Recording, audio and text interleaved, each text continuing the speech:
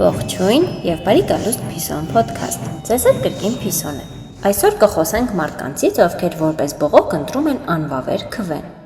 Սկսենք պարզից։ Անվավերը համարվում այն քվեաթերթիկը, որը սխալ է լրացված, դիտավորյալ փչացված է կամ նշված է մեկից ավելի տարբերակ։ Բայց իրական հարցը այն չէ, թե ինչպես է բողոքը ձևակերպվում։ Հարցը այն է, թե ինչպես է դա ազդում արդյունքի վրա։ Շատերը գալիս են ընտրության ու մտածում. ոչ մեկին չեմ ընտրում, բայց ուզում եմ ցույց տալ, որ դեմ եմ, ու ընտրում են անվավեր տարբերակը։ Սա իհարկե դիրքորոշում է, բայց հիմա կարևորի մասին։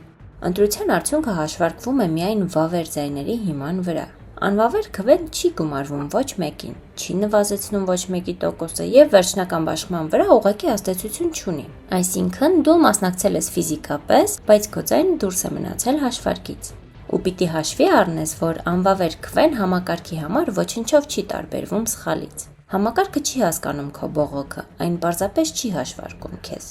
Այո, կարելի ասել սա սիմվոլիկ քայլ է, բայց սիմվոլիկը աշխատում է միայն, երբ այն ընթերցվում է։ Իսկ այս իրավիճակում քո ձայնն ուղղակի կորցնում է իր ուժը։ Եթե դու ուզում ես ազդել արդյունքի վրա, պետք է ընտրես տարբերակ, անգամ եթե դա քո համար լավագույն որոշումը չէ։ Հակառակ դեպքում դու ոչնչով չես տարբերվում չընտրողից։ Ես Փիսոն եմ, ու հիշեք, բողոքը, որը չի հաշվարկվում, ընտրության լեզվով համարվում է լռություն։